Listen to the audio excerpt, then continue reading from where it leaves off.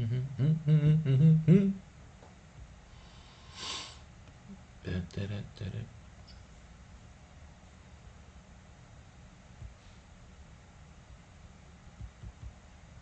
I want this. How do we set up a new stream? Well, I guess it goes directly to YouTube, huh? Sorry, I could be all screwed up here. Live. Are we live? Is this one live? We are live right now. It's August 6th. Well, holy shit. Sorry, I'm still getting to know all this. I got a new computer, so I'm still learning it. Okay. We're back.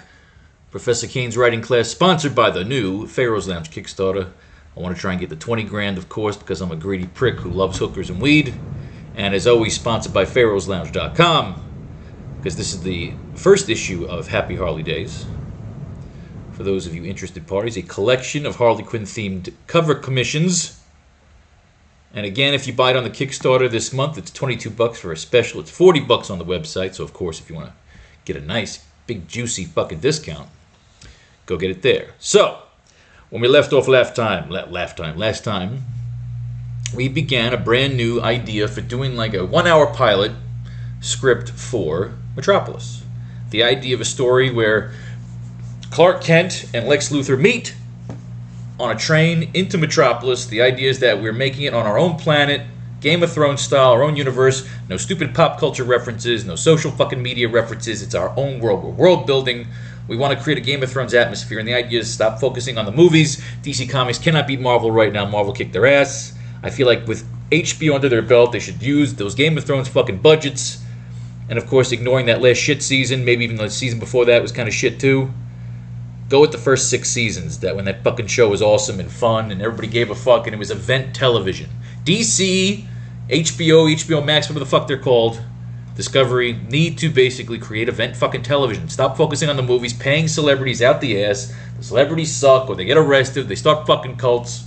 I got my Flash costume, start doing some fucking movies soon.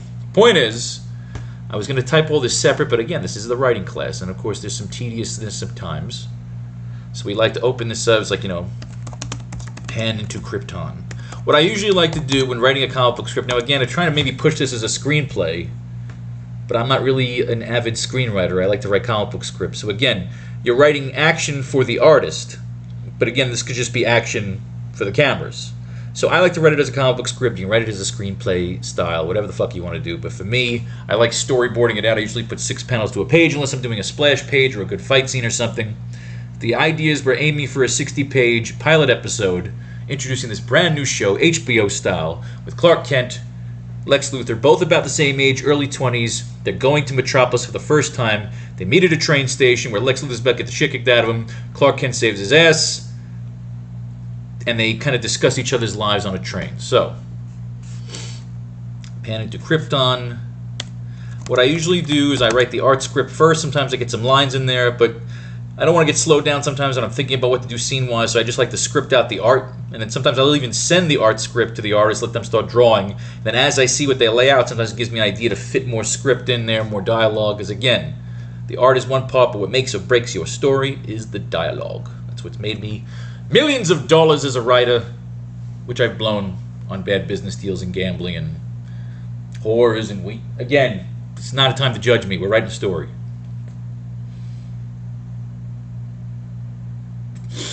Sometimes I like a good sativa when I write. Sometimes you just go. Sitting silently. Space. The idea is you're given this idea that you're going to pan into it.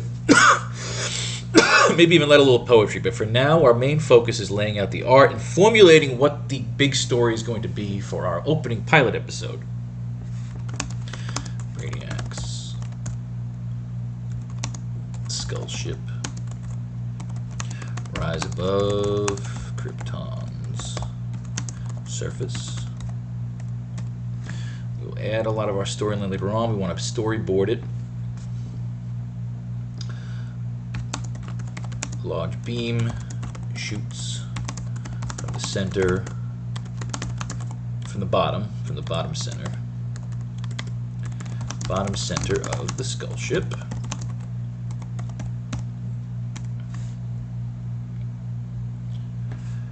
we see Krypton encased in a glowing green energy ball, almost similar to either a Green Lantern style cage or a kryptonite making sieve device. It's the best part about having really cool artists that like to use their imaginations is you're giving them some leeway, you send them some reference shots, but a lot of time once you start building a good relationship with an artist that you use a lot, they just start taking their own fucking kind of creativity, getting a little crazy. And again, that's how you're going to make or break your artist on your team, is that anybody can draw good shit, but sometimes artists don't draw with any innovation, imagination. And when you start working with them, you got to stay over their shoulder, send them lots of references, but a great artist, sometimes they take their imagination, kind of run with the ball, if you will. We see it encased, and then basically Krypton implodes. Kind of explodes on itself. Let's do something a little bit different. Brainiac's skull ship essentially destroying it. Death Star Alderaan style. That's how you spell Alderaan. We'll get to that. Out of the explosion, implosion, we see a small rocket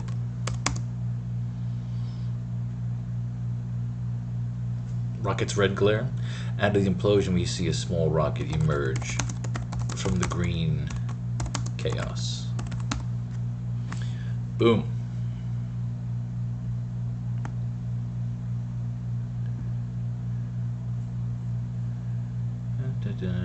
Close-up shows. We don't want to see the close-up on Clark. We know it's Clark. This is the story we're writing. But we don't want to show the baby in the thing. I don't want to jump to that yet. Out of the implosion, we see a small rocket emerge from the green chaos.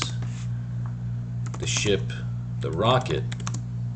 I'll do that on the next page. Okay.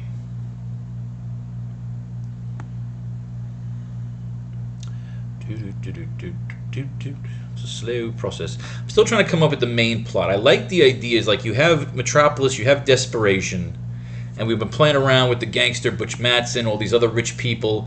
You see the theme in the 30s. Of course, Superman was written by these two kids. You know, one of their fathers was killed. Similar to almost like Batman, almost like Thomas and Martha Wayne was killed by a... You look at the times, the Great Depression, the absolute desperation on a lot of the people in the streets, and you see the early Superman stories. We're going to get into 3 more today. You see it's all about rich people just not giving a shit about poor people. Really just kind of using them as pawns, fucking with them. It's a constant theme in these early stories, because obviously Siegel and Schuster were writing from a source of anger, major anger. So, we're going to use that, but again, I don't know if we're going to bring in, if Lex Luthor's coming in like a total idealist. Now again, we're doing the art scripts, and then slowly but surely we can throw in some cool lines. Stop. I'm still getting used to this new fucking computer, a very sensitive mouse pad. Okay. The rocket slips away from the view of the skull ship, absorbing into the mass of debris as it glides away into the unknown vacuum of space.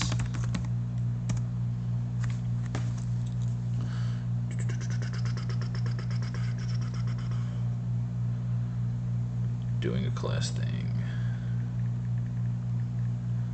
Give me a few.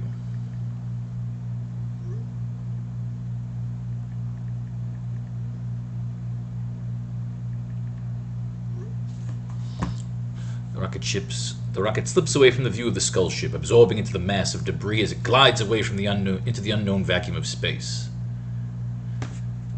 We see a light. Okay, we blend. I like the idea. Use the artist. We blend the exhaust off the small rocket as we segue that's how you spell segue. As we segue into the light of an oncoming steam train. You know, I love steampunk. You know, that whole, like, you know, as you're seeing it blowing through all the debris, you know, you get like that steam train coming in. Well, here we first hear the voices of Lex Luthor, of Lex Luthor, arguing with thugs. Some local toughs at the train station.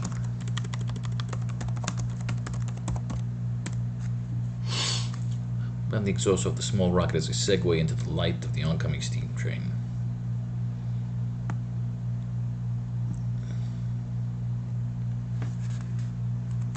We pan in to see Lex Luthor, early 20s,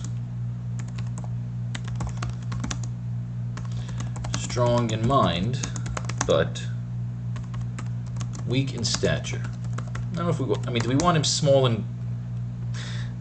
If he's a physical opposite, you want almost like. I mean, I'm not thinking Sheldon in fucking on Big Bang Theory. I can't stand that fucking dude. But something along those lines. Of course, you know, I would go with the baldness, since it's not a plot point. He should already be fucking bald. He's a fucking young kid with one of my closest friends, Destro, one of the fucking smartest, richest motherfuckers I know. Complete bald head.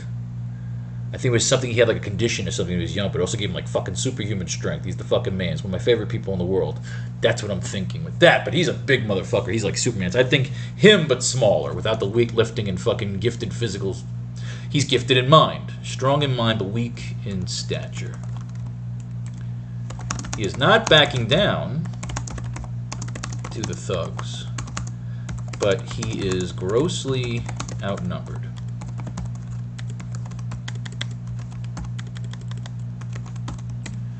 He is standing around several trunks which contain his equipment.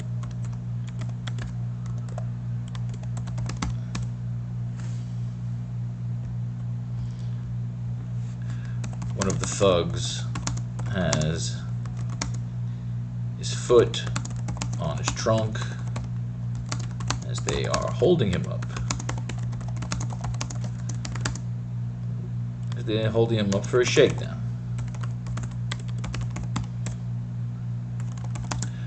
When Lex tries to argue his way out, they start to crowd him before he pretends to relent. I don't want Lex Luthor cowardly. Lex Luthor shouldn't be cowardly. It's too easy to say that he's cowardly and he's running away. You know, if you look at early Lex Luthor, while he was the psycho, like, you'll see when he pops up, I'm not sure if he pops up in, like, fucking Superman 40-something. Or Action Comics 40-something, whatever. Once he pops up, I mean, it's pretty early. He's in, I think, by issue fucking 14, 20. I know he's not, we don't have to wait too long till we see Lex. But he's never cowardly. They might have painted him cowardly later, but, like, he fucking will stomp Superman. Like, they've jumped and kicked fucking Superman. Like, early Lex Luthor, this early writing is dark as shit. He's like I said, Superman fucking threw a guy, killed him, fucking just threw him. When Lex tries to argue his way out, they start to crowd him before he pretends to relent and throws a punch at one of the thugs.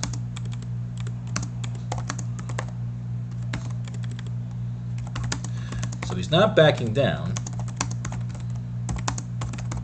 but they eventually overcome him.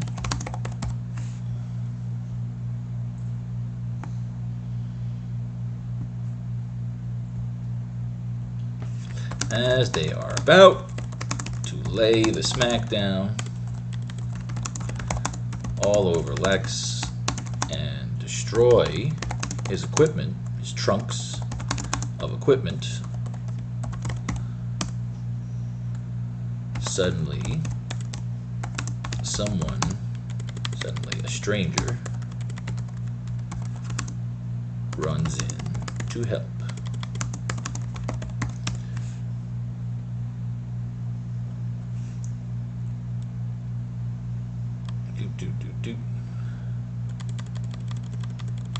We see, of course, our intro to Clark Kent.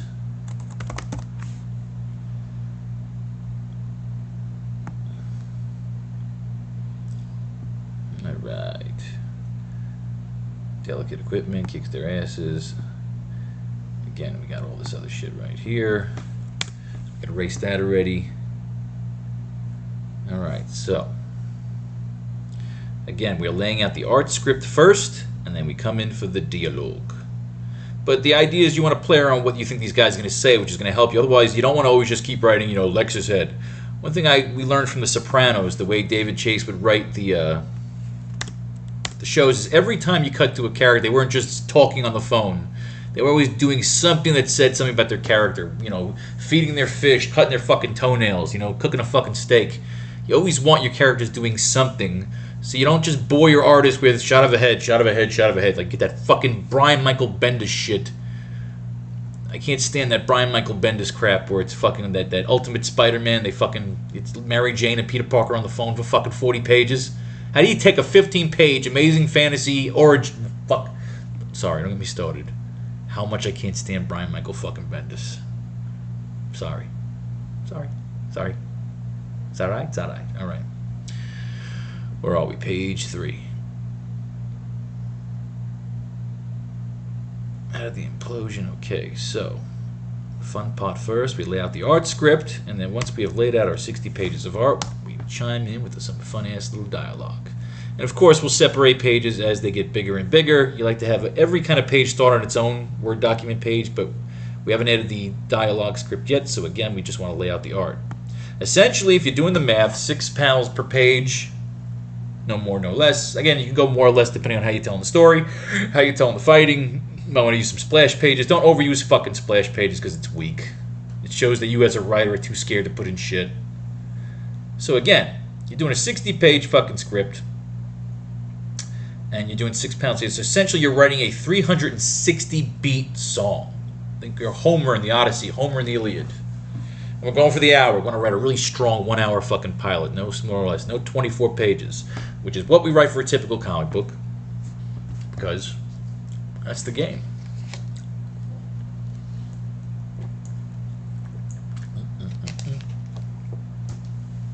All right. Here we go.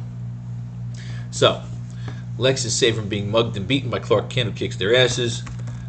Now we gotta go right here. Okay, so Clark will be intro, maybe his arm, kind of grabbing an arm and like breaking it. The thugs turn their attention to Clark, who, of course, starts to kick their asses. Clark and Lex make a cunning duo. Lex coming in at the end to deliver one final cheap shot to the last standing thug.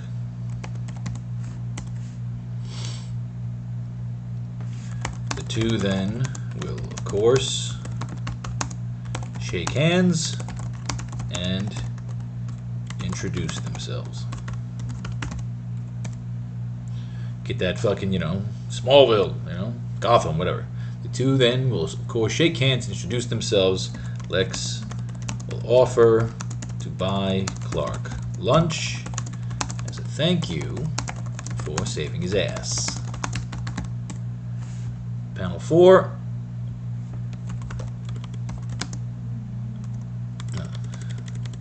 We cut to the train steaming through the countryside. heading towards Metropolis.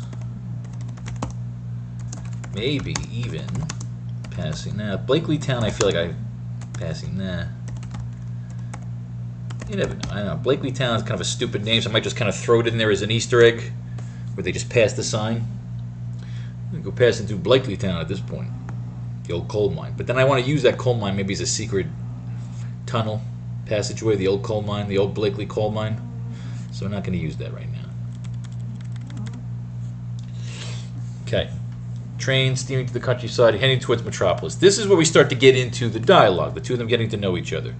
I like that line. You throw a line in something like, why not? They both ask each other, why not go to Gotham? You know, a guy like you, why not go to Gotham? And I need, this is when you start to really develop their characters. My dog is snoring in the background. Here we go. Lex and Clark on the train, exchanging life stories and histories, revealing their motivation for moving to Metropolis. Metropolis is a once great city that's fallen into depression and ill repair after a great war and a major recession. And this is the kind of stuff they talk about. Lex and Clark on the train, exchanging life stories, histories, eating lunch, drinking tea, crumpets, the whole deal.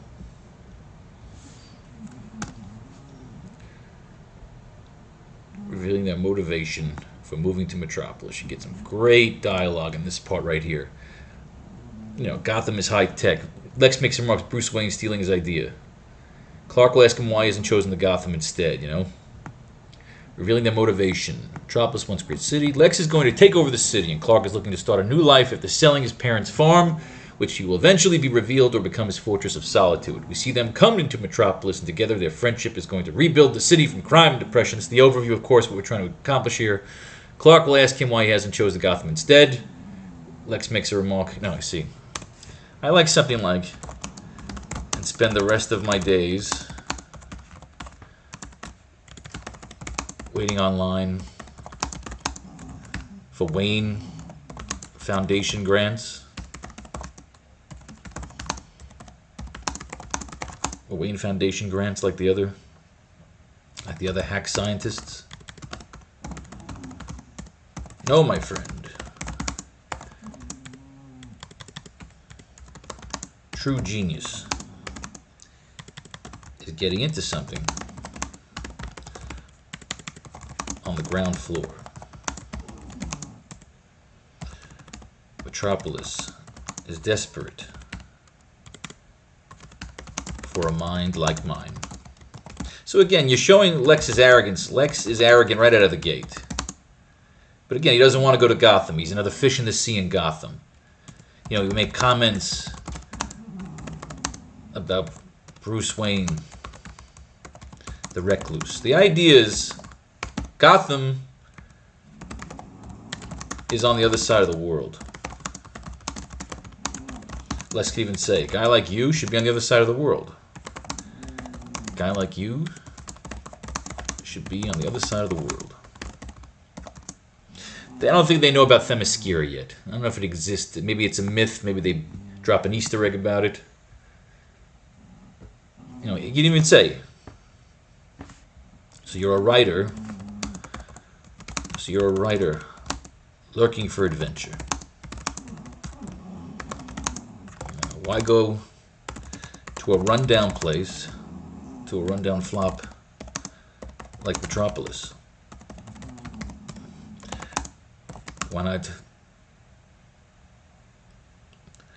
Why not build yourself a barge and sail towards and complete the search for the Isle of Themyscira.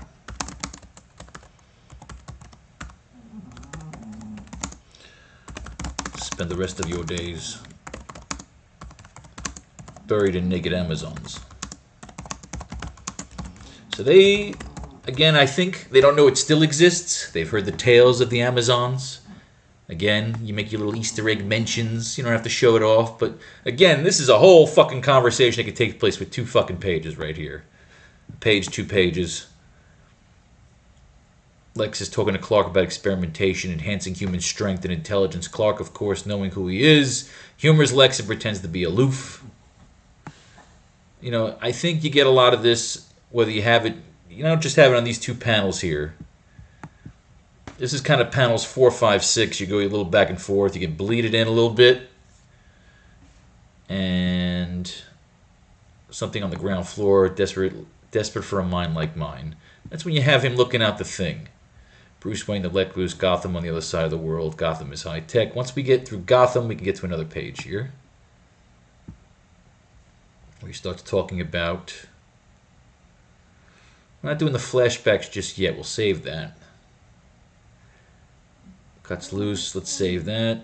Talks about experimentation. Okay, here is where you'd switch it up. So right here is where you'd put page 4. Right there. Okay. So we have 3 pages into our comic book so far, as opposed to the art layout. Goal is to lay out 60 pages, however long that takes, and then we play with the dialogue. Through the kingdom of the painted desert lies the Isle of San Monte.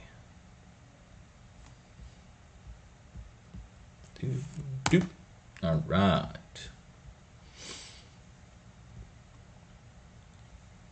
Okay, so Naked Amazons.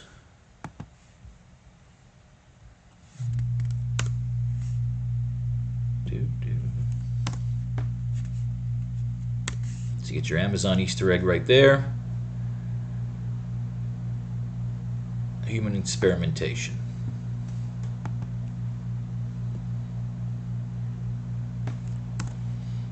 Boom. Just as the conversation is pretending to be aloof, just as maybe Lex, okay, once we get to that next panel here, I want 2 more panels of them talking. And just as Lex is about to pry into Clark's secret, that is when we see them entering Metropolis. We get that beautiful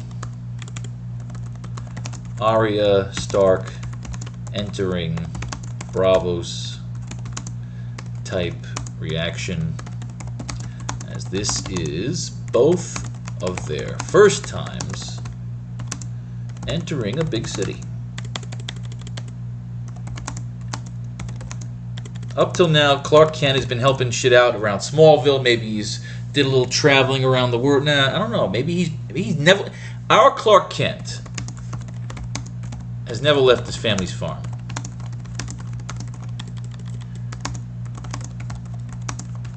Never left Smallville.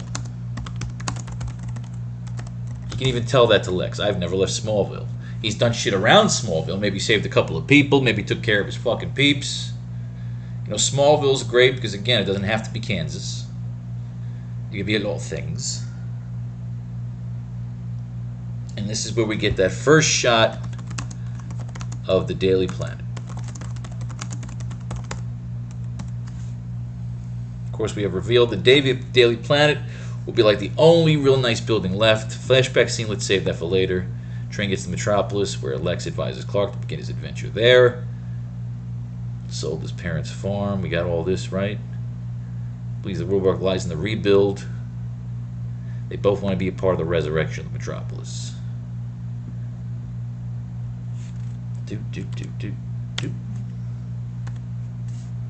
we got some good notes here. The introduction of the Daily Planet.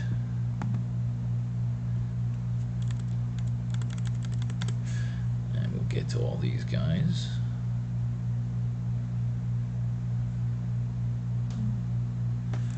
Some good reiteration. Now again, the Daily Planet is the only building that still maintains some beauty and class among the decaying city around it.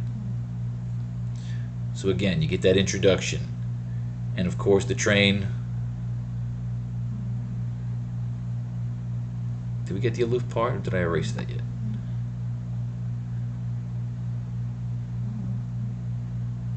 Yeah, experimentation, enhancing human strength. So let's get rid of that. We already got all that shit already. Old pictures of the family adoption shit. Okay, we get to that later on. Superman throwing a guy into a wall. Gangster Butch Matson. We got some shit to use from the previous issues. And the idea is you go through an issue, you pull stuff out of the issue that sounds interesting that you feel you can elaborate on. And you save it for later when you want to fit it in. Little puzzle pieces. You might use them, you might not use them. The Baronta, Lexington Park Estate. This is all from the previous session. I will number all the sessions, so if you're interested, you can watch them all in order. Build this script together with me. All right.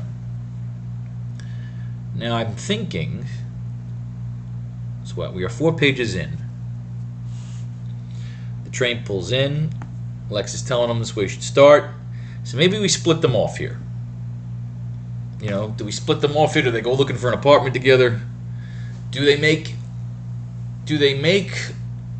an inquiry to meet up again? The introduction of the Daily Planet, the only building that still maintains some beauty and class among the decaying city all around it. We got 4 pages. I like to try and get 2 more pages laid out, because that means we're at 6 pages. That's 10% of our book, but we want to keep going. Just keep going. Multiples of 60, or factors of 60. That's what our little goals are. Getting to page 10. Getting to page 6 is our first goal. We're at page 4. So we want to lay out 2 more pages, plus pull a bunch of ideas out of a couple more issues, and then lay them out later on. Our goal is to lay out again all 60 pages, art style first, and then start slipping in some dialogue, slipping in some poetry whenever there's no characters talking. I don't like having empty pages. Every now and then I did when I was an amateur. And again, you learn by getting your ass kicked on certain issues and learning that the difference between the amateur and the professional is finding cool shit to put into those panels. Not filler. I fucking hate filler. You bust your ass, and if there's no characters going on, a story going on in that particular shot, you come up with some cool poetry to paint the shot. It's your responsibility as a writer, not just the artist, because he draws the fucking shit, but I can't stand that. Even if you just put a fucking saying something about a goddamn planet. Okay. Get those out of the way here. Rebuild the resurrection of Metropolis. This is where they can split off. So we start to branch out their respective stories to railroad into each other by the end of the issue. So I'm not sure if Lex is broke. Maybe he's got a family inheritance. So maybe he's moving to the nice neighborhood, whereas Clark's moving into the bad neighborhood. This is where they can have that last discussion about where each one is moving. Lex tells Clark to head to the planet, and that should he ever need anything, to just ask. Clark will bring Lex into whatever trouble he and Lois get into later on. So that's how we bring Lex back into the story. So now I'm thinking we branch out maybe into Clark's story. They split off here. They're going to go to their respective apartments. So let's get page 5 up in here and let's get back into the comic books. Remember, we got Gangster Butch Matson, owner of the Roadhouse. We have this idea that we're going to create the bad neighborhood of Metropolis, that the rich elite are not only kind of turning in Metropolis into like Johannesburg, but they're also betting on it. I want something really wicked like Hostel, where they're betting on. They got an arms dealer going in there, arming these people, and maybe they're filming it. You know, maybe they're using it. Like, I like the idea that they're betting, or they're just trying to cause so much chaos to destroy the city even faster. Kind of like the League of Shadows, where they were going to destroy the city and burn it to the ground. The rich people were just doing it for sport. They're going to burn the city to the fucking ground, but at the same time, take advantage once all the fucking poor people are, I guess, wiped out of the city. So let's go. Where were we at here? We had Butch Matson. We wanted to have this conspiracy that they uncover. Lois, Clark, Lex. They bring Lex in to help. We have the Baronta, the ship. They could be at a yacht party. Lola Cortez. All little characters. Like Lola Cortez, she never even came back up. She's basically just framed. She framed Lois. Lois almost got killed. Superman saved Lois from this fucking firing squad. And And that's where we are. So let's get back to our notes section. And last time we were at Action Comics number 3, so we read the first 3 issues. Let's go try and read into issues 4, 5, and 6. 3 issues at a time, or depending on what kind of information we pull out. As always, remember, sponsored by Happy Harley Days. 2, the sequel to Happy Harley Days. 1, available at pharaohslounge.com. Of course, if you buy it from this YouTube ad, I'll throw in a free book for you. Alright, let's get to the action here. Action Comics. Exhilarated by the demon speed, a drunken, irresponsible driver races faster still, abruptly, a shrill shriek, a sharp impact. He has struck a pedestrian, frightened beyond reasoning. The motorist presses his car to greater speed and flees in terror from the scene of his crime. So we got a hit-and-run story in good old Superman. A crowd swiftly gathers about the hit-skip victim. He's in agony. Get an ambulance. High overhead, a figure who had witnessed the tragedy springs into action. It is Superman, champion of the weak and helpless. His great leap brings him down beside the railroad track, almost plunging him into the side of the hurtling train. Far ahead of the track in the train's path, the hit-skip car is stalled. Within the engine car. Now's me chance to sneak a little nip while his back is turned. Glancing outward, the engineer doubts his senses as he sees the figure not only racing the train. What? But passing it.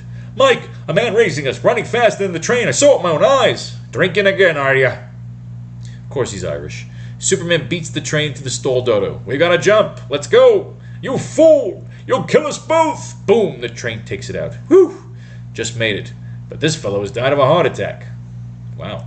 Like, again, they don't fuck around in the early stories, man. They kill motherfuckers. Seizing the edge of a window, Superman swings downward. Into the private room of the Pullman car. Oh no! Someone's entering. So you see there's an error because obviously the guy is supposed to say someone's entering, not Superman. But I make fuck-ups in my comic book, so I can't make fun. We can talk here about being overheard. Why has the train been stopped? It hit an auto. If I don't... So basically, that guy getting hit by the car was all irrelevant to this story. That whole thing was just a setup. If I don't win this game against Cordell University, alright, it means I lose my position as coach at Dale. I'm determined to win at any cost. In that case, we're the men for you, Coach Randall. You'll find our services expensive but effective. Are we hired to play on the Dale football team? You're in, but remember, I want you to get Stevens, Burns, and Lewiston, our foe's best players, right at the game's beginning. Leave it to us. Rough stuff is our specialty, Coach. After the 3 depart, a crooked coach hiring professional thugs to play football. Sounds like just the sports sort of setup I like to tear down. Next day, Clark Kent, newspaper reporter, examines photo clippings of Cordell's football material. Here's a youth named Tommy Burke, whose general build I resemble. Tommy it'll be. So this only thing we play with here is that when we do the flashback, let's get to the flashback scene here, because now I'm getting some ideas. Metropolis is a war zone. When we finally do a flashback, leaping distances flashback scene, we show Clark as a sports star. Whether it's football or whatever, futuristic or whatever steampunk sport. Football, violent, hybrid sport. We show that as Clark enters his teenage years, his super strength and senses are starting to develop, making him superior to the other athletes.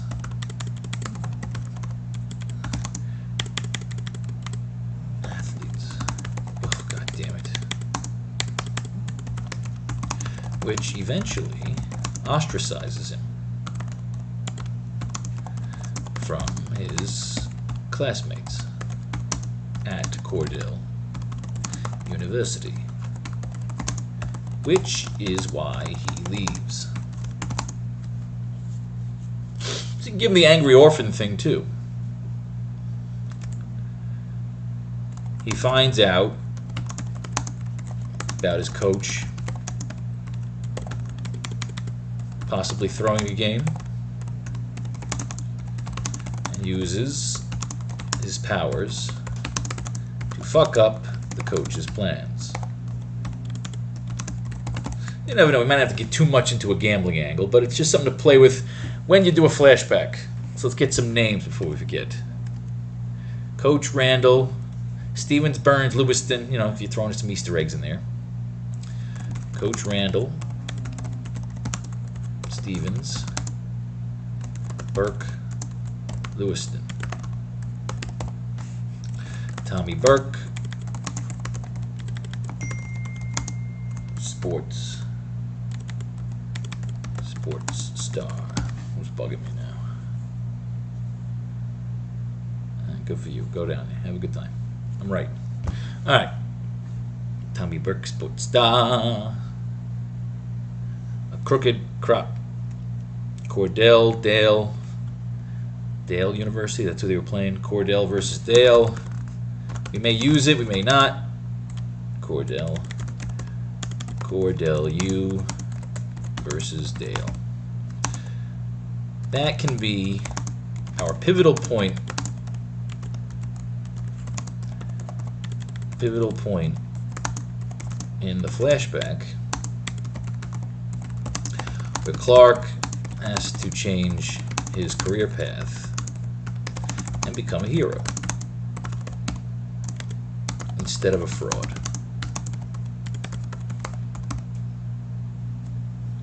Or a tool for gamblers. Could be after talking with his dad.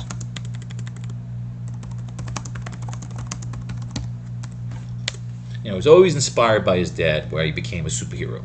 But again, I don't know where to put that flashback scene yet, but it's something we can play with. Within the privacy of his apartment, Clark donned some makeup grease paint. Splendid! Now his own mother wouldn't know us apart. That evening, Tommy Burke receives an ultimatum from his girlfriend. You mean you don't want to go to the movies with me? Now or ever? I'm ashamed of you, Tommy Burke. You told me you'd be a football hero, but in 6 or 7 years, you've been a substitute, a backup, Steve goddamn Young. You never gotten into one game. I suppose you'll be looking for a new boyfriend now. Wrong. I've already got one. Wallace Dodd, the tennis champion. He's a real athlete. Ooh. Later, as Burke despondently walks homeward, he's being totally unaware that he's being trailed. I'll show her. I'll make the team. I'll be famous. And then I won't even look at her. Don't move. What is this, a hold-up? Good Lord, you're me. You're mistaken. You're not looking at Tommy Burke, substitute, but at Tommy Burke, the greatest football player of all time.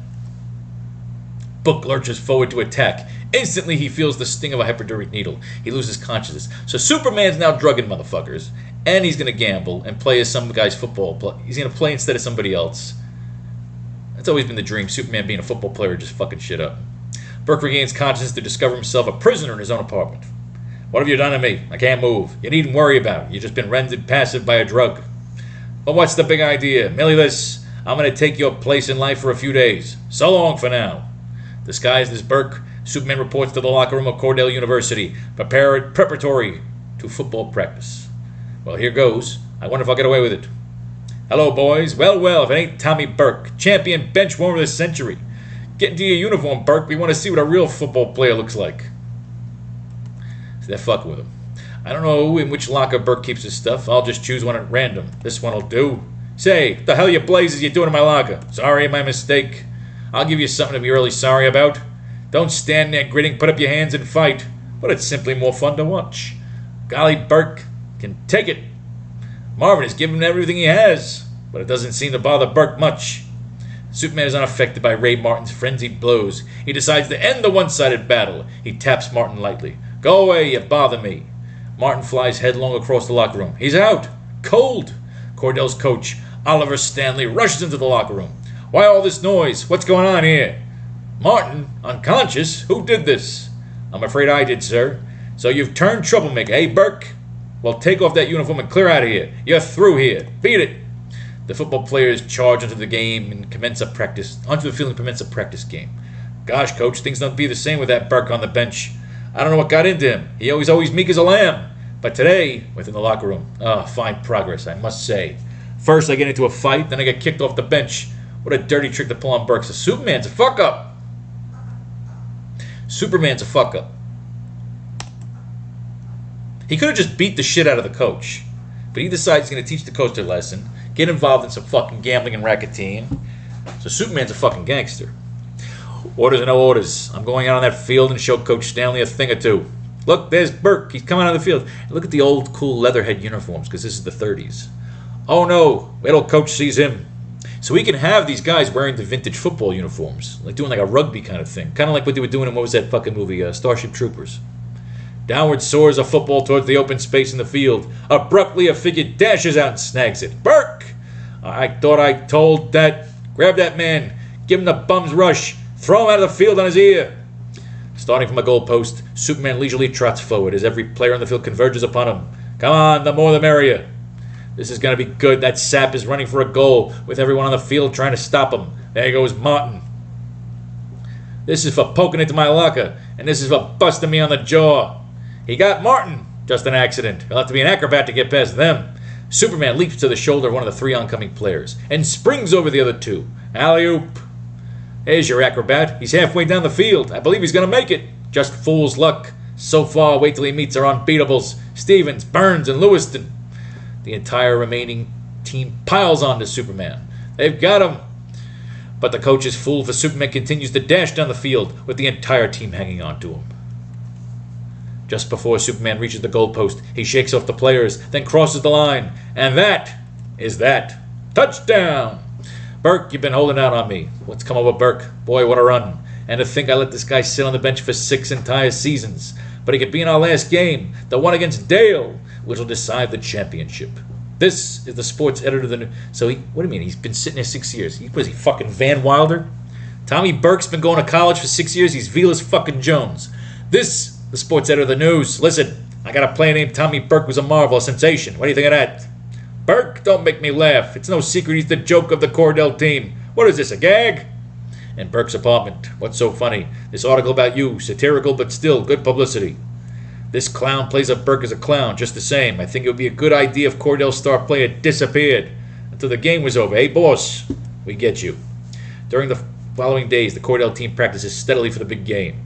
I still don't get it. How in the world can a player become so good overnight? If you knew, you'd be the greatest coach in the world.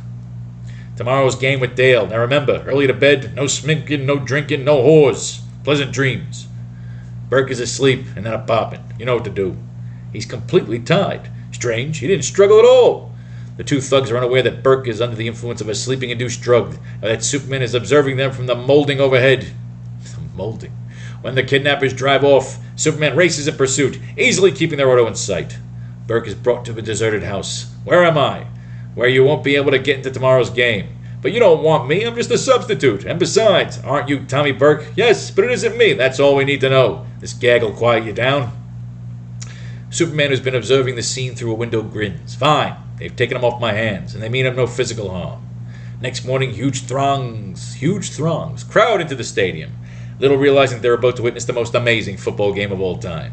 Coach Randall, dropping in on Coach Stanley to gloat over the Burke's disappearance, receives an unexpected surprise.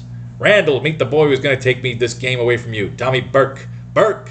But I thought I went Superman and Randall alone. I know all the dirty work you've been pulling. If you don't kick those thugs off the Dale team and resign your position as coach, I'll expose you after the game. I don't know what you're talking about. Later in the Dale locker room, you fumbling idiots. Burke escaped. Now he's going to expose us all at the game's conclusion. Oh, no, he won't. The knife, eh? They're going to stab him in the game, last Boy Scout style. Spectators cheer as the opposing teams dash into the field. There he is. When I give you the signal, the knife. The starting gun barks. Dale kicks off. Superman receives and is off like a shot. Back in the deserted house, Burke has struggled free of his bonds. He darts into the street. Taxi to the football field. Step on it. Down the field streaks Superman, bowling opposition aside like 9 pins, and scores a touchdown. The crowd goes wild. Superman accepts the next kickoff and races for another touchdown. It's incredible. I've actually seen the same man score 2 touchdowns in the space of a few seconds. But Superman's teammates are far from delighted. Who does he think he is, the whole goddamn team? When do we get to do something? When Ray Martin secures the next kickoff, Superman clears the way for him. Another touchdown. Bah! With his running interference, a 2-year-old child could have carried the ball over the goal. Denied admittance at the player's gate, the real Burke enters the bleachers and with astonishment views a counterpart of himself on the field, scoring goal after goal. He can't get away with this. I'll call a cop. But at that instance, he hears his ex-girlfriend's voice. I wish you paid more attention to me. Wallace Todd, tennis pro. You may be a tennis champ, but compared to my Tommy, you're a lily. She's a fucking gold-digging whore. Realizing that he is now idolized by the crowd, Tommy catches their enthusiasm. Come on, Burke, hit that line. Tear him to pieces. On the field as a pocket knife snaps upon Superman's tough skin, he attends to his two attackers. Here, take this note, my resignation to the Dale University's president. At the end of the first half, Superman meets Burke outside the locker room. Quick, we've got to exchange clothes. I get it. I'm to carry on now. As the second half commences, the ball bounces near Burke. He chases it about awkwardly, desperately. When he finally snags it, every player on the field piles onto him. Later, when he regains consciousness, Tommy, you were wonderful, splendid, but you must promise you'll give up football. It's too brutal. Give up football? You don't know what you ask, but for you, I'll do it. And how? The end. Really? Tommy Burke went to college for 6 years. When exercising, it's always remembered to overstrain is dangerous. Overstrain. Be moderate in your exertions. You may find lifting a heavy armchair a difficult task. However, if you lift smaller weights regularly and gradually increase the weight of the objects, you'll soon find you lifting a mere armchair a cinch. Well, that's what I'm going to do then. Fucking A right. Well, again, we went through this whole issue, and the only real thing we can really use here is the flashback. Cordell versus Dale. You can show Superman is basically trying to, be a part of the normal world, if you will. And it's not working out so well for him. The only thing we got out of that, again, is something to use in a flashback scene. He's a football star. Maybe he fucks up things for Cordell and Dale. Maybe it's after his folks die. And then he goes off to college, but he didn't like it. He played for Cordell. I played for Cordell for a while, but that wasn't where my life was going. So I took the rest of the money from the sale of my parents' farm, and here I am, on a train to Metropolis. So again, that's the back and forth part. But we got to get into the bulk of what happens in this first issue. We have our introduction to the first 4 pages. So now we got to look into the next few pages and figure out what's our main plot. How do all these gangsters get involved? When do we get a chance to do a flashback? Maybe when when Clark goes off to Smallville to sneak away for a little bit when Metropolis gets to be too much. Of course, we'll do that maybe after he's exposed. We got the Blakely town. We're trying to world build here. So let's see what we get out of this next issue. 3 issues at a time per class. Perhaps more if we don't find anything good to use. Telegraph lines broadcast to the world news of a terrible disaster. The Valley Ho Dam is cracking under the strain of a huge downpour. Here we go. The Valley Ho Dam. Now again, that wasn't... what were those guys' names again? It wasn't Burns, right? Burns, Lewiston. Just the reason these names, because again, if you do a flashback scene and there's a commentator you can use, he gets by Burns, Lewiston, Stevens, look like nothing. There's your Easter eggs, if you're going to use it. Where you're showing him just whipping ass in a sports scene. I remember in John Burns' issue, like Dad was disappointed, and maybe this is afterwards. We don't even have to show the Kents, because it's really just about Clark and fucking Lex. And the idea is that he went to Cordell after his folks passed. He used the money to go to Cordell, and he didn't like it. Or being a sports star ostracized him from the other athletes, and he used it on his own when he found out that coach was fucking gambling on Clark. Yes, the coach was making money off Clark's efforts. When Clark confronts the coach, he sees that he was being used, and the coach could care less about him.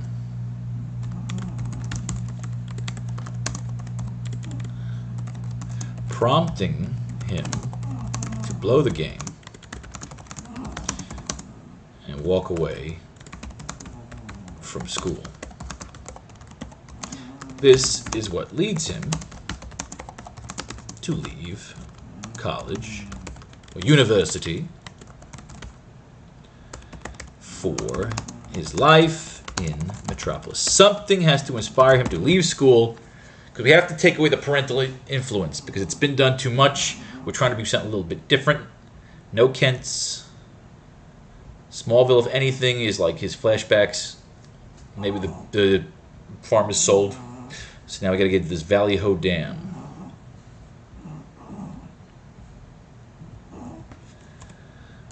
The Valley Ho Dam. Perhaps someone is looking to sabotage it to, again, take out the bulk of the city to rebuild, a la Kingpin in Daredevil. I like that, but to go further, the idea is that the rich are also exploiting the poor to fight and kill each other for entertainment and profit. Something there. I want something there where this really wicked side comes out. Should it give way, a mountain of water will sweep down the valley, killing thousands and destroying the fertile land. In the office of the Daily Star, Kent! Get me Clark Kent. He isn't in the office. Well, look for him, Lois, and have him report to me before I lose my mind. But why not have me handle the assignment? Kent, it's too important. This is no job for a girl. Ooh, that's virtue signaling. No job for Omine. I have half a mind to. Lois encounters Clark outside the newspaper office. Clark Kent, just the man I'm looking for. You mean you're actually glad to see me? I would say I am. Would you would you do me a favor and cover the assignment for me? Would I? You know I'd do anything for you. Good. Go to the city's hospital maternity ward. Mrs. Mahoney's expecting septuplets. What a story. Thanks, Lois. You're a peach to let me handle this. 1 round chip to Valley Ho, please. Somebody's been spoofing you, pal. There's no Mrs. Mahoney registered here. That's strange. Say, I wonder if Lois is by any chance pulling a double cross. I better get right back to the office. You brainless idiot! The greatest news story a month on the fire, and you waste your time in a fucking hospital? But Chief, I didn't know. And the worst part of it is the last train for Valley Ho has already left. Kent, report to the cashier. You're fired. But Kent has other plans. When alone, he strips out his outer garments and stands revealed in his Superman costume. Now to get that story. From atop the great Daily Star building, a weird figure leaps out into the night. Huge distances are swiftly covered with giant leaps. Looks like the train is headed for Valley Ho. Well, hello and goodbye. It's far outdistance if Lois thinks she's going to scoop me. She's badly mistaken. With the speed of light, he reaches the railroad trestle. What the?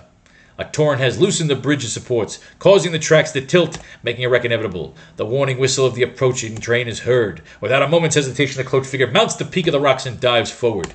No time to lose. Seizing the bridge's supports, Superman presses up and up until the tracks level. Superman holds the bridge rigid until the train passes over, after which he permits it to crash.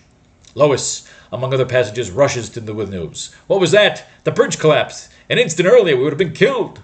At the next junction, sends out a warning the bridge is out. Yes, we must warn the others. When Valley Ho is reached, Lois fights her way through the mob at the station. Looks like everyone except me is trying to get away. Taxi! Will you give me a lift to the dam? You can have the car, lady. I'm getting the train out of here. Lois drives the taxi at top speed. The dam is not far distant. Atop the dam, Superman has been battling like mad to keep it from breaking. If I can only hold out a little longer, most of the people's hereabouts will have cleared out. It's beginning to give. Suddenly, with a great roar, the huge dam collapses. Superman leaps above the water's turbulent fury. But Lois finds herself directly in the path of the great irresistible flood of rushing water. The dam's gone. I haven't a chance. A car in the flood's path. A girl inside. I've got to save her. Trapped within the car, Lois appears doomed to a watery death. But before Superman can reach the auto, it is caught up and swept along by the flood. Until Superman, upon reaching it, tears the auto apart and rises with Lois in his arms towards the water's surface. Powerful strokes bring them to shore. Instantly, Superman is off like a shot. Racing the flood, he catches up with this beginning and passes it. It's like a living in a fantastic race with the lives of thousands at stake. With Superman in the lead, ahead of the raging, rushing torrent, he springs to a high pinnacle, then pits his tremendous strength against the great projection of rock. Before Superman's might, the huge mountain peak cracks and cascades towards the face of the flood. The avalanche of rock crams into the shut mountain gap below, diverting the flood to another direction from Valley Ho town, and probably killing people in another nearby town. Whew! Billion time. You did it! You saved all those people. I can kiss you. As a matter of fact, I will. Lady, please. Wow, what a kiss. A super kiss for a Superman. Gravy just kind of pushes her head down. Says, how about a super blowjob? Sorry. Suddenly, sweeping Lois off her feet, Superman leaps outward. Enough of that shit. I gotta get you back to safety where I'll be safe from you. The first time you carried me like this, I was just as frightened of you. I was frightened, just as I was frightened of you. But now I love it, just as I love you. When Valley Ho Town is reached, don't go, stay with me always. Perhaps we'll meet again. Hello, Chief. This is Clark Kent calling from Valley Ho. Got here by airplane and have some sensational news. Am I rehired? Okay, connect me with a rewrite man. As Clark leaves the phone booth, he encounters Lois. That wasn't a nice stunt you pulled on me, but I still like you. Who cares, you spineless worm? I could barely look at him after having been in the arms of a real He-Man. You can't really get much out of this one because the flood is basically, this whole flood with Lois getting flooded and almost killed is like the whole end of Superman 1, Superman the movie. The only thing you really get out of there is Valley Ho. Maybe it's a section, maybe it's part of the world building. Maybe we can use this fucking gorilla. Again, what do we get so far today in today's session? We got a flashback scene of what would cause Clark, and we made the decision we're not going to involve the Kents at all. The only time we will see Jonathan and Martha Kent is a picture that he holds up, you know, with them in the shot. We want to get away from the origin and just get them into Metropolis, get this story rolling, have some fucking fun. So we've gotten some stuff to use today, but again, the Kents are not in this story. This is all about Metropolis. My goal is to never write a story that leaves Metropolis for any reason. So what do we got here now? Superman 6, Action Comics 6. Definitely want to pick up one more little nugget. So if we don't get anything out of this one, we'll, I don't know about using Lois to trick Clark. They should hit it off. He likes being Clark Kent. We're not having him as a Spanish jellyfish here. The story is about Clark Kent and Lex Luthor. It's not necessarily Superman is...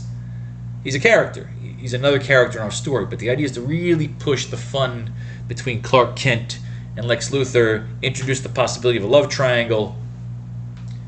And the idea is, you know, they're taking out crime in this city on the resurrection. And we are world building this city to a point where if I can get enough traction behind this, I will fucking pay my graphic designers to just design a fucking city. Dedicated to assisting the helpless and oppressed is a mystery man named Superman. Possessing super strength, he can jump over a 10-story building, leap an eighth of a mile, run faster than an express train, lift tremendous weights, and crush steel with his bare hands. His amazing feats of strength become more apparent day after day. You can even imagine if Superman eats Taco Bell and just kind of farts and doesn't hold back that he could blow a fucking building out behind him. Newspapers headline his activities with ever-increasing regularity. Superman smashes munition rings. Mystery Man of Steel reappears. Entire town saved by Superman. Superman wars on injustice. Especially assigned to track down all Superman news is Clark Kent, meek ace reporter of the Daily Star. We're not using the Daily Star. We're going with the Planet. And I really don't think they even settled on Metropolis yet because this is still Superman just kind of going all over the place. One day, Clark receives astonishing news when summoned before his editor. Clark, meet Nick Williams, Superman's personal manager. What? Kent's hand had been toying with an ashtray. Under his startled, increased grasp, it twists into a shapeless pulp. Amazing? Not at all. For in reality, Clark Kent is Superman. You're Superman's manager? That's absurd. Not at all. I have a contract from him giving me sole commercial rights to his name. You mean he's consented to have his name used to acquire commercial royalties? Exactly. And believe me, the cash is pouring in. Now again, this is about exploitation. We go again into our flashback, where Superman, after his parents' death, goes to college, goes to Cornell University, and finds out, or he tells his dad about it. The point is, the reasons Clark Kent leaves college is because the coach was exploiting him. He's kicking ass on the field, and his coach is betting on him, not sharing with the players, not sharing with Clark. The coach just doesn't give a shit about him. Doesn't give a shit about the rest of the players because he just gives a shit about Clark kicking ass. And this is what's going to be revealed. He'll expose the coach.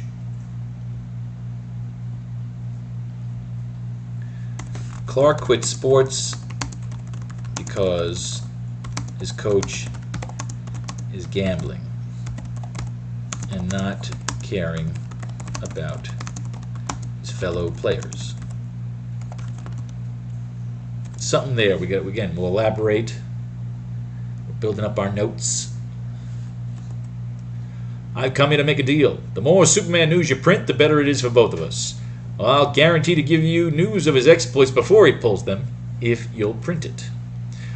What do you think of the proposition, Kent? How do we know Williams can do what he claims? You doubt me, eh? Well, I'll show you. 5 o'clock, just in time. What's he up to? Search me! Oop. Good afternoon, kids, everywhere. Today, Crackles, your favorite energy-building breakfast food, takes pleasure in presenting the first of a new astounding radio adventure program, series entitled Superman, which will come to you every day at this time. Great Scott, what an idea. You think that's something? Look out the window. Use Superman gasoline for superpower. Ooh, dirigibles. I love dirigibles. I want dirigibles in the story. We see a dirigible. How do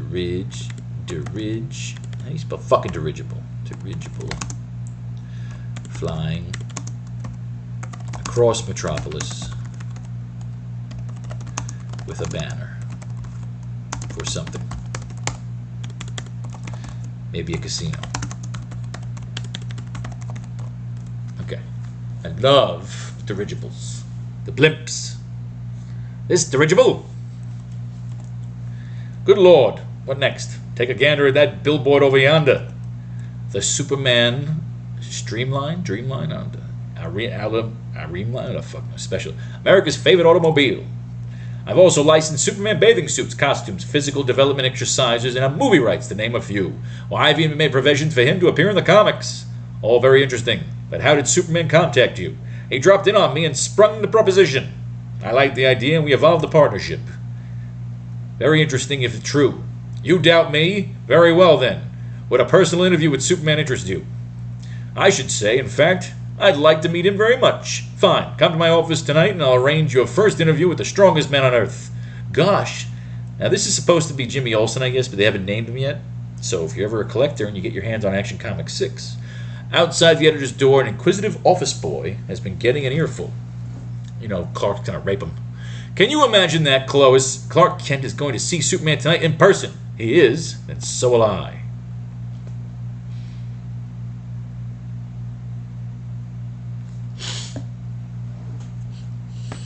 Hello, Clark. What? Did I hear correctly? Did you speak to me? Yes, Clark, how are you? But I don't understand. I've been trying to date you for months, and you wouldn't even speak to me. And now out of the clear blue, you flash me the most breathtaking smile I've ever seen? It's really quite simple. I've come to my senses and appreciate you at last. That's all. Will you take me out tonight, Clark, to celebrate it? Gladly. But wait, I just remembered. I have an important assignment for tonight. Do you mean you prefer your assignment to me? No, I see. You're just as weak and unromantic as ever. Well, in that case, I'll withdraw my offer to. Wait, don't be hasty. I'll take you out, but first you'll accompany me in my assignment. If you don't mind. It won't take long. That'll be splendid. I'll be waiting for you tonight. How easily I can twist you around my finger. I'll be there. How easily I ought to twist around my putty hands. Oh, they love each other. That evening. I'm so excited. In a little while I'll be seeing Superman. If only Clark would hurry. You're on time to the second. It's rather early. Let's drop into a nightclub before keeping the appointment. Clark escorts Lois to a famous night spot, unaware of the surprise that's in store for them.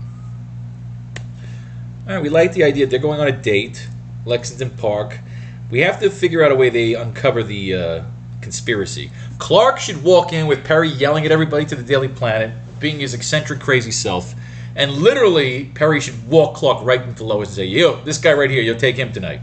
Jimmy, of course, will want to go, but of course Jimmy is not strong enough, so he'll... Something here. When Clark enters the Daily Planet, Clark enters the Planet office while Perry is on a yelling rampage, firing everyone, including Clark, who doesn't even work to you.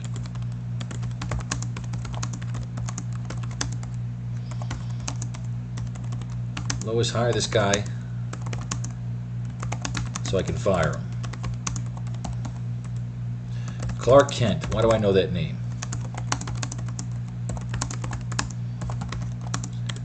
Oh yeah, I remember. And this could be Frank, who's that guy that works at the fucking Daily Planet? Lombard. Frank Lombard remembers him. You're the kid from Smallville. Clark will freak out a bit, thinking he's been exposed. Oh, I love when we start to formulate. But Lombard will say, yeah, you're the bastard. That was all planned in football, whatever sport we call it. That was all planned in football. Till you tanked the Imperial Bowl.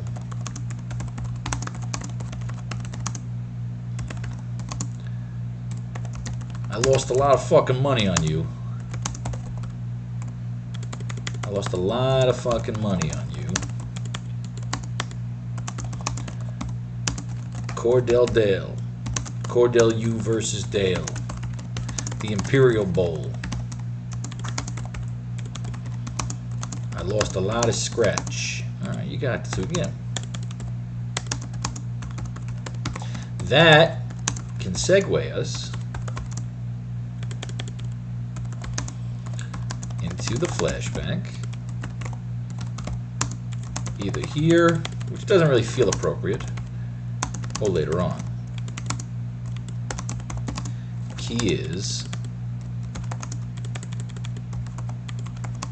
that because Clark annoys Lombard, Lois will fight for him to get a job.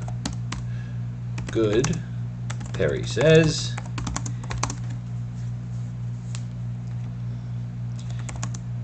He can be your date. He can be your date for the club tonight. The Roadhouse. I know it's a front.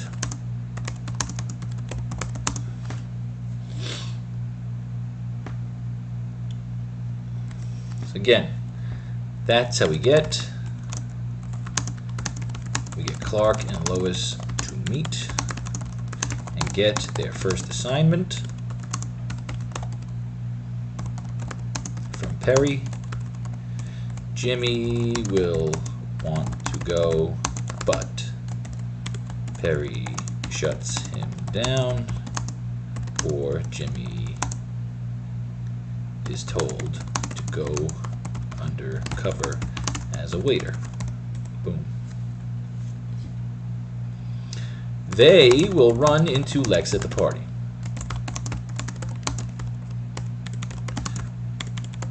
Which is where Lex will meet Lois for the first time. The party can be on the veranda. Boom! Where we meet Lola and Butchie and all the players of early Metropolis. Boom! Metropolis. Metropolis. God damn it. Why is this fucking city so hard to write? Alright. They're starting the floor show. Oh, here we go. Lois, I care for you so much. If only pardon the song. Pardon, but the song is ended. They're starting the floor show. A singer strolls on to the floor, accompanied by tumultuous applause. Thanks, everyone. Tonight I'm going to introduce a song that is sure to be a great hit. It's titled, You're a Superman. Swing it, boys. Good heavens, now they've composed a song about him. The promise is to be interesting. You're a Superman, you can make my heart leap 10,000 feet. You're a Superman, but I'm the one gal who can get under your skin. When you crush me in your arms, I must only reveal I'm only flesh and blood and not resistless steel. You're a Superman, your ardor strong, stronger than a human man's. You're a Superman, and when you spring to me, I'm in ecstasy. Someday you're gonna leap to the altar at my feet, and the whole world will know, 'cause I'll tell you all I know, that I want them to know that you're my Superman. Stupid fucking song. Clark glances sideways at Lois, enthralled by the magic of the song. Their eyes have a distant, charmed look. At that moment, William's private office. Are you certain asking the reporter to come here was a wise thing to do? Certain. I'm positive. With the newspapers behind us, nothing will be able to prevent our cleaning up. Suppose he suspects that I'm just an actor you hired to play Superman. He won't, especially after he witnesses your feats of super strength, which unknown to him will be staged tricks. It sure was clever of you to think of this Superman scheme, Nick. I figured that seeing as Superman is probably just some myth, someone might as well cash in on the publicity. At the nightclub. Shall we leave now? Let's have one last drink. When Clark glances away, Lois surreptitiously drops a drug into his drink. Gosh, I'm sleepy. It is warm in here. Fast asleep, my plan worked. Shortly after, she leaves the nightclub alone. Now to get an exclusive story. Within the club, the supposedly unconscious Kent moves into action. The drug has not affected his nervous system. Double-crossing a pal, eh? Just like a newspaper woman. Outside the nightclub, he sheds his garments and glasses and stands revealed in the Superman uniform. An instant later, he is speeding off into the night like a living projectile. There's someone at the door, probably the reporter. Out the window, quick, and when I give you the signal, enter. A girl, but I expected. Clark was called off the assignment. I'm here in his stead. Do you expect Superman to arrive soon? He should be here at any moment. Placing his hand beneath him, William snaps his fingers. The signal! Now I'll go into my act. Superman, I've come as you've requested. This is the reporter who doubts I've authorized you to be my manager? Yes, but demonstrate some super strength that should banish any doubts that are in her mind. Gladly. Behold! Lifting a heavy desk to me is mere child's play, and bending a steel bar, well, I'll think nothing of it. Are you convinced? No. And I'm going to prove that you're nothing but a pair of fakers. In the first place, this so-called heavy desk is constructed of light cardboard. In the second place, this bar is aluminum, not steel. And finally, I've already met Superman personally, and I know definitely that this man is an out-and-out phony. And now I'll be leaving your unsavory company. Oh, no, you don't. You know too much. Let go. What are you going to do with me? You're smart. Too smart for your own good, and we can't afford to let you leave here alive. Let me get it to the window. We got to throw it to her death. But that would be a murder. It's either her life or our chance of making a fortune. We'll call it an accidental suicide, or... Moments later, Lois, kicking and screaming, figure falls from the window, downward toward a horrible, crushing death. Superman has arrived in time to see Lois tossed from the window. Good Lord, they're going to kill her. Upward he springs a great desperate leap. Got you. And an instant later, cradled in Superman's protective arms, Lois drops safely to Earth. But it's got that iconic line from the movie they should have used here. You've got me. Who's got you? Great line. Margot Kidder. Remain here. There's something I've got to attend to. Did you see that? I thought you said there really wasn't a Superman. I was mistaken. Get the hell out of here again. Superman springs through the window. They're no longer here. Quick! Into the elevator. It's our only chance. Superman reaches the elevator just as the middle door clicks shut. I'll soon fix that. Almost effortlessly, he rips the door from its fastenings. What's wrong? I can't understand it. The elevator is rising. In reality, the explanation is simple. Superman has seized the cable and is pulling up the massive elevator, hand over hand. Good gosh, it's him! Get out before I let the car drop. As they clamber out, the pseudo-Superman makes a feeble attempt at resistance. He uppercuts Superman. Take that, fucker! And succeeds only breaking his fist. Ow, my hand! Enough of this. You two are coming with me to get what you deserve. Let me down, you're crushing me. Later, a strange quartet speeds through the air right above the Earth. Superman deposits his burden outside a police station. Take them in and charge him with attempted murder. You can be certain I will. But when will I see you again? I must see you. That is entirely in the hands of fate. Later on within the station, do you admit this charge of attempted murder? No, we... At that moment, the pseudo-Superman sights Superman glaring through a window. It's him! If I'm not locked in a jail for protection, there's no telling what he'll do to me. Superman should rape him. Superman should ass fuck all these bad guys and nobody will commit crimes anymore. It's just a thought. It's true, but it's his fault. He hired me. You dirty double-crosser. Throw these vermin into the can. More adventures of Superman will appear in the forthcoming weeks. See, this is a cool shot of Superman because you see like the cape's in front of him. So he's like a knight. That could work. acquiring super strength, muscle training. Clench your fist as tightly as possible, exerting every ounce of energy, while in this tense state, sharply jerk them in various directions. This will eventually impart you to have a crushing hand grip. Wasn't that a fucking lesson for the day? I'm thinking maybe it's 4:30. Let's do one more issue. I'm having fun. I'm enjoying myself. Let's do one more, and then we'll take a break. Sponsored by the new Pharaoh's Lounge Kickstarter, Happy Harley Days 2, of course. And we have Happy Harley Days 1. If you buy it on the website now, you get a free book with it.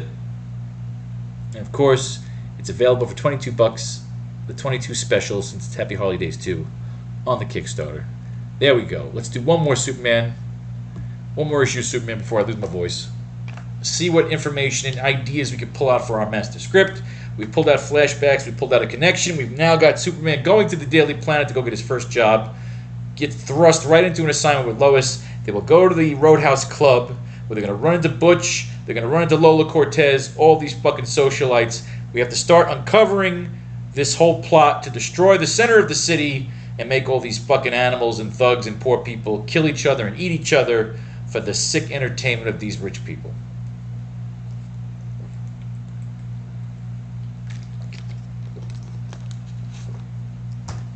So I like where we're going with this. Let's do one more issue. That'll be today's writing session.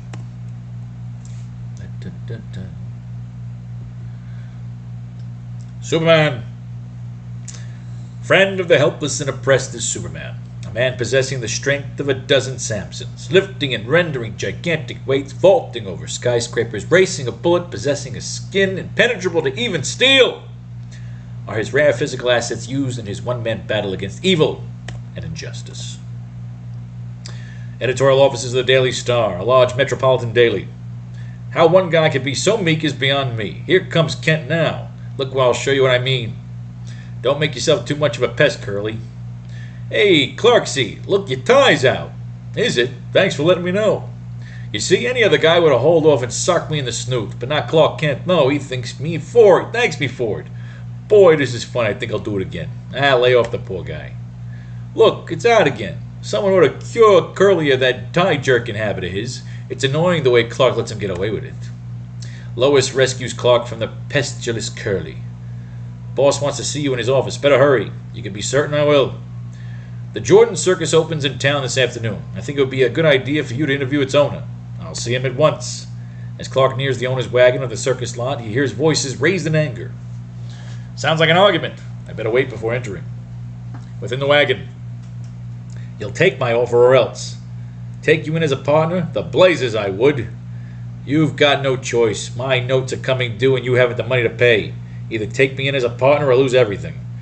If I do take you in, Derek Niles, I'll lose everything. I will lose everything, including my self-respect. All right, so Derek Niles, another gangster. Shylock, loan shark. Shylock, Derek Niles. We're world building our characters. Shylock, Derek Niles. Of course, Superman's going to fuck all these people up. If you expect to raise money from performances, Jordan, you're completely daffy.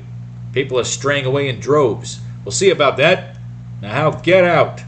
As Niles roughly shoulders aside Clark, he completely unaware that he's passing the man who has dedicated his strength and life to helping those in need of assistance.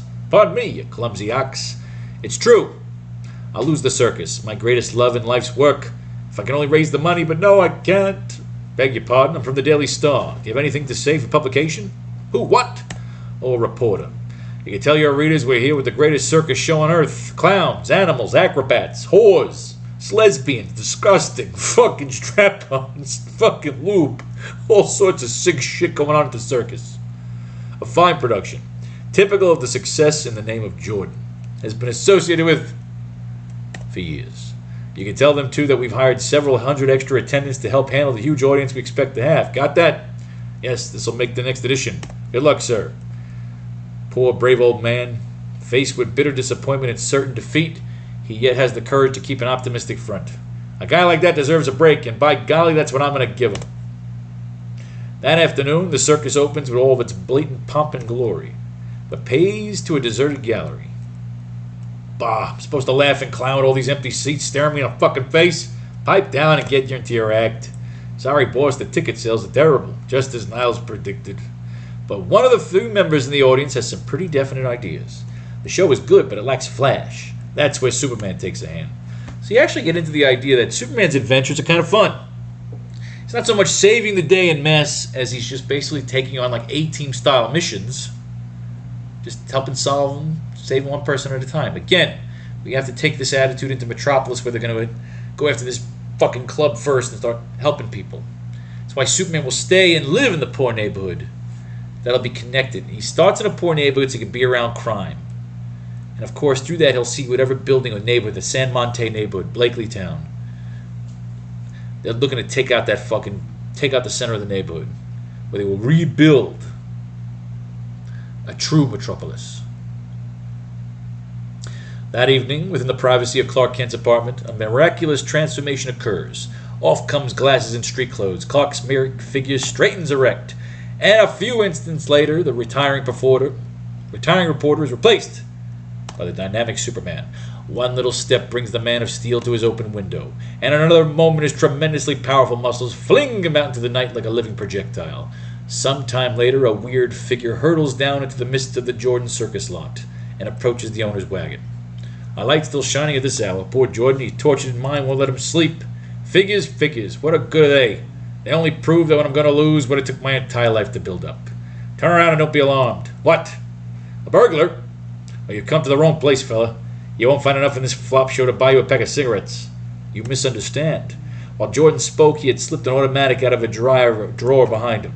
Suddenly, raise him! The next place you're breaking into is jail. If you won't listen and believe me, there's nothing left for me to do except keep your back. I warn you. Let me have that gun. You're liable to hurt yourself. With an incredibly swift movement, faster than the eye can follow, Superman snatches the gun out of Jordan's hand. He mustn't play with dangerous toys. And crushes it to a bloody pulp. What? You squeeze it as though it was made of putty. Who are you? What do you want? I want a job with your circus as a professional strongman. But I already have a strongman who can bend iron and lift metal balls. Will you please step outside a moment? Can your strongman do this? What is? No, then I'm your fucking strongman. But the show isn't making money. I can't afford to pay you. It will be when I start working. Because what your circus needs is a sensational attraction that'll draw a great gate. Did you ever hear of Superman? Did I? I should say that. Good Lord, don't tell me. Yes, in person. Star attraction of the Jordan Circus. Superman? Working for me? Oh, baby, I'm dreaming. This is too good to be true. It's about time you did retire and dream. It's getting late. Next day, a full-page ads appear in all the local newspapers. Superman, Jordan Circus.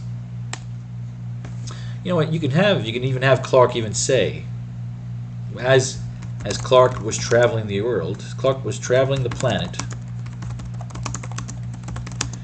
he did some time working as a strongman for the Jordan Circus.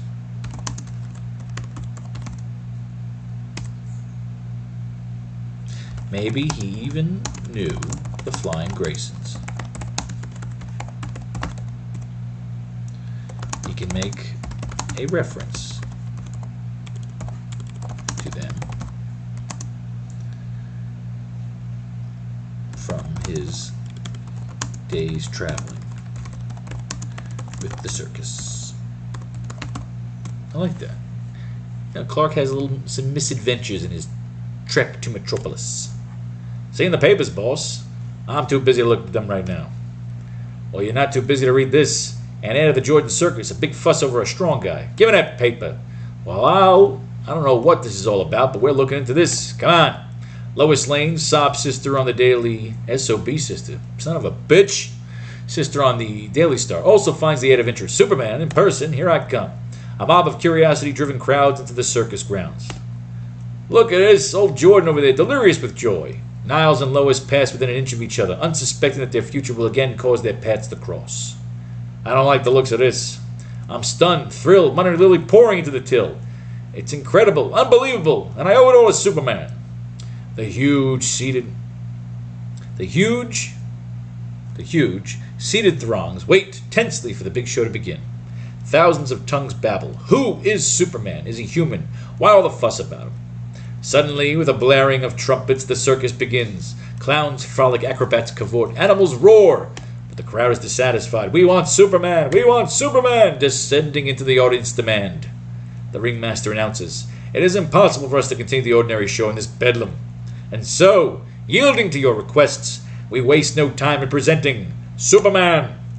While cheering ring thunderously about Lois, I'm going to see him again. Superman, my dream lover. Oh, why don't they hurry?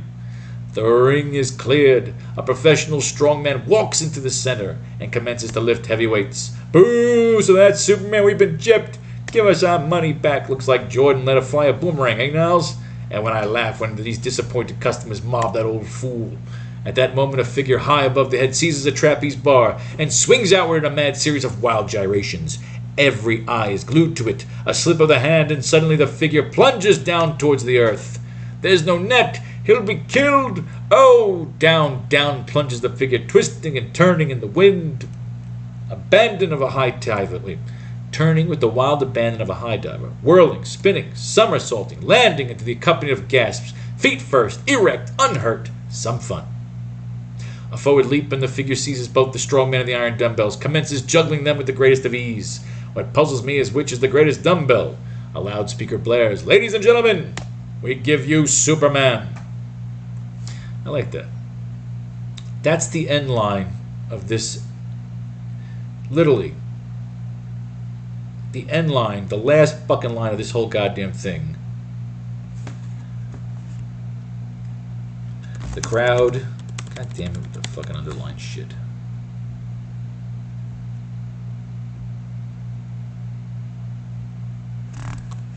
The crowd roars as Clark is officially introduced to the world, to Metropolis.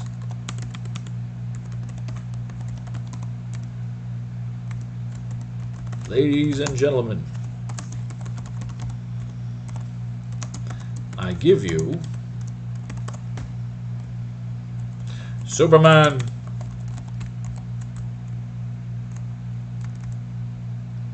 The end.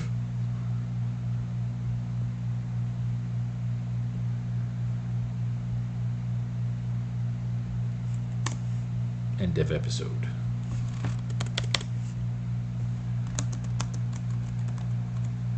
Episode 1. Boom. Ladies and gentlemen, I give you Superman. Just like that. Bam, that's your close. That last fucking panel.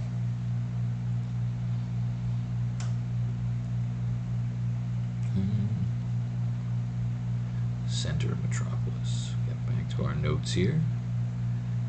Traveling with the circus. I like the idea of him having traveled with the fucking circus. Ladies and gentlemen, we give you Superman. It takes a few moments for the audience to collect its senses, but next instant everyone is on their feet cheering their lungs out. Holy Moses, the old man's got something. Shut up. I don't want to miss a thing. Down the ring, you've all heard of an elephant lifting a man, but did you ever hear of a dream of this? A drunk in the audience takes one look at Superman lifting the elephant and proclaims to the amusement of those about him, I don't mind seeing pink elephants, but this is too much. Let's get out of here. I gotta get where I can think. Think. This calls for a conference. The way money is pouring in, Jordan will be able to pay off his bill in no time. And if he does, we miss getting our hands on that circus of his. You got any ideas? Yes, if accidents started to happen about the circus lot, if several customers and performers were to be injured by accident, of course that would be too bad, wouldn't it?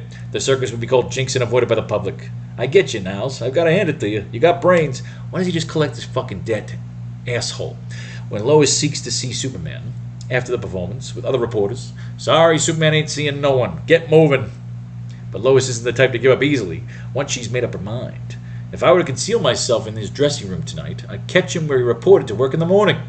That evening, Lois breaks into the deserted big tent by crawling under the edge of a canvas flap. Haven't done this since I was a kid. But once within the tent, she halts with a quick intake of breath as she sights a shadowy figure ahead. A prowler. Niles' hireling halts at his labor as he hears a slight noise behind him. Snooping? Well, I'll fix that. It's a dame. Grax, a watchdog pet of the circus, halts on his rounds as he hears a suspicious sound. Take that, you nosy mutt! The charge is He charges at the dark figure in the big tent, but is kicked unconscious. That's fucked up. I hate when I hurt fucking dogs. I gotta get this girl out of here. She saw my face and can identify me. When Lois revives, she finds herself bound hand and foot in Niles' office. It is morning. You were a fool to bring the girl here. Now I gotta get rid of her. Go down to the circus, Trigger, and telephone me. Go down to the circus, Trigger, and telephone me when the accidents occur. Okay, boss. Upon reaching the circus grounds, Trigger seats himself at the stand's foot. I want to be able to lam out of here when things start popping. And things are going to happen, for Leo has just sauntered through the door of his cage, which Trigger has forced open. Lion, the lion's loose! Run for your goddamn lives! But one figure in the lion's path refuses to flee. Superman! He crouches before the jungle beast leap. Come and get it. With the incredibly agile movement, he twists aside, seizes Leo by the scruff of his neck. Wanna play, eh? And carries the ferocious carnivore back to its cage as though it was a harmless kitten. Don't you know it's naughty to play hooky from your cage? The audience sinks back into its feet with the sighs of release. But next instant they shriek aloud as the trapeze performer's tampered bar shatters and she plunges towards the earth. Springing aloft, Superman catches her in midair and brings her down to safety. There's something definitely crooked going on. I wonder if, a moment later, the huge pole, which holds up the entire big tent, cunningly sawed by Trigger, sways preparatory to crashing. And now this. Seizing the huge pole with a powerful grip, Superman holds it rigid while attendants complete repairs. Crax sure is balking at that guy trying to leave. Alright, Crax is not dead.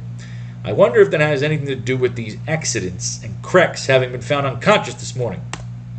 Suddenly suspicious, Superman grips Trigger. What do you know about these deliberate attempts to ruin the circus? Nothing, let me go! Superman tosses Trigger high in the air. You, help me! And catches him when he drops downward. He does this several times. Now tell me what I want to know, or the next time I toss you, I might not catch you. Please, don't do it again. Derek Niles hired me. He has a girl reporter in his office. He's going to finish her off now. I really think Superman should start finger banging these guys. That'll be the best way to get him talk. He's in a prostate exam. Off speeds Superman towards Niles' office. Running so fast he appears to be a blurred streak of motion. Superman, huh? Give me the gun. Keep away from me. Those bullets are as harmless to me as peas. He fainted away from sheer fright. Wait, I want to thank you for saving my life. Some of the time, bitch. The Jordan Circus has success and Niles and Trigger jailed. Superman does his guise of Clark Kent and returns to the Daily Star to be greeted by Curly. Well, well, if that doggone tie of yours is out again. You deserve a lesson, and by golly, you're gonna get one. Shortly later, as Curly passes a door, a hand reaches out, seizes his clothes, and jerks savagely. Why, Curly, you're undressed! And don't forget to read more fun comics. Alright, it is break time. We got some cool shit to play with tonight. We got an end line. We got some flashback stuff to play with. We might just play with some circus shit too. Continue on Action Comics. Number 8. Alright, that's today's writing session. We got some more world building to do. We got about 2 or 3 more pages out of this wherever we kind of lock it in. And next time we'll do more comics. We'll pull some more ideas. And we'll get these next few pages laid out. Remember our goal, to write the art script first and then plug in all the fun little dialogue so we know how our story's going to lay out. And we got to figure why the rich are exploiting the poor to kill each other, how it all plays in, how they gamble on it, how they get caught, how they've set it up, and of course what they're looking to do and replace, what they're looking to put into the center of the city there after they kill all the people off. So next time, kids, I hope you enjoyed today's writing session. Peace, love, and war, and all the other crazy shit in between.